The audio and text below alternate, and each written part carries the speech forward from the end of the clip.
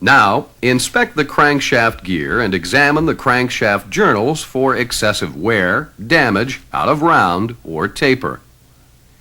Have the crank magnafluxed to check for cracks. If the crank or gear must be replaced, you'll have to pull the gear off the crankshaft. To install the gear, first tap a new crank key into position. Then heat the crankshaft gear to approximately 250 degrees Fahrenheit or 121 degrees Celsius. With the timing mark facing out and the gear aligned with the key, push the gear quickly into position on the crankshaft. It should bottom out on the crank. If it doesn't, drive it onto the crank until it seats. Next, thoroughly clean and degrease the main bearing surfaces in the block and the backs of the bearing inserts. Then press the upper bearing halves into position in the block. The upper and lower bearing halves are different. The upper halves have oil holes, while the lower bearing halves are solid. Put new standard thickness thrust washers in place at the center main bearing. And lightly lubricate the bearing halves and thrust washers with engine oil. Carefully lower the crankshaft onto the bearings. Also, clean and degrease the bearing surfaces in the main caps and the backs of the lower bearing halves before installation. Install standard thrust washers on the center main bearing cap. Then lubricate the bearings before putting the caps in their proper positions on the block. Fully seat the bearing caps by tapping them with a plastic-faced hammer. Then tighten the main bearing cap bolts to specification.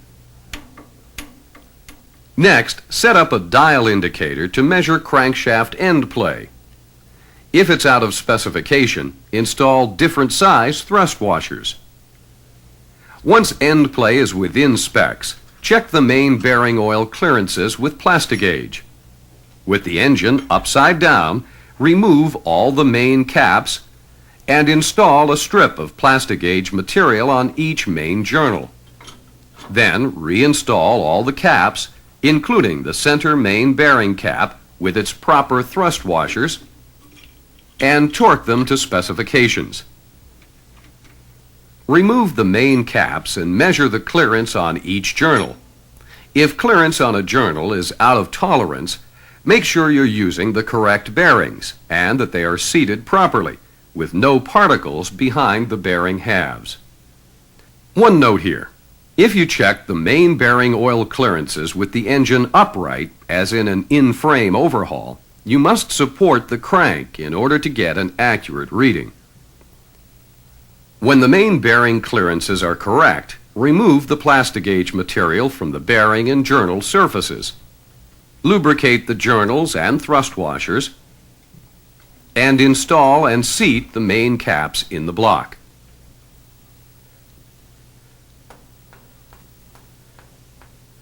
Lubricate and loosely install the buttress screws.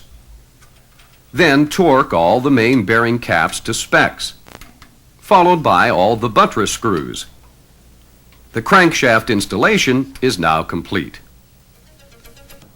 To install a piston and rod assembly, whether it has a one- or two-piece piston, first thoroughly clean and degrease the rod and cap bearing surfaces, and the backs of the rod bearings.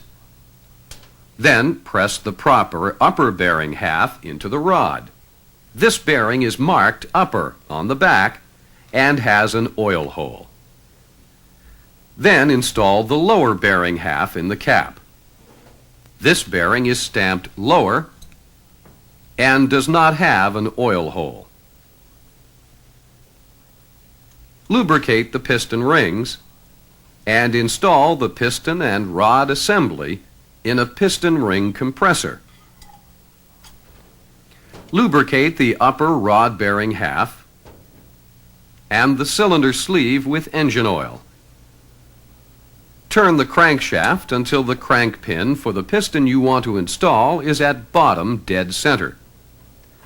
Locate the piston assembly in the bore with the front mark on the rod toward the front of the engine.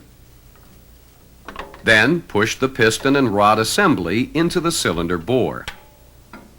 Be sure the big end of the rod does not bend the piston cooling nozzle.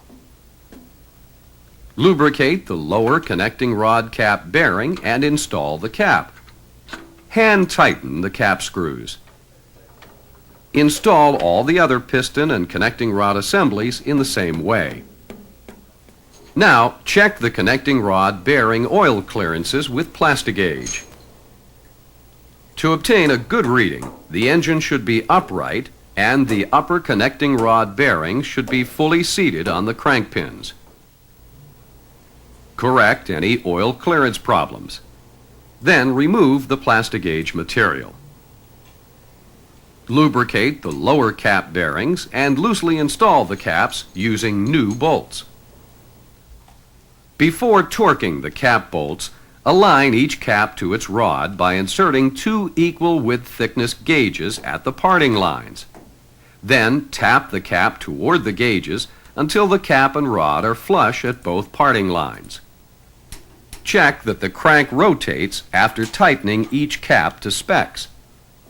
If it doesn't, a side or oil clearance problem exists on the last cap you torqued.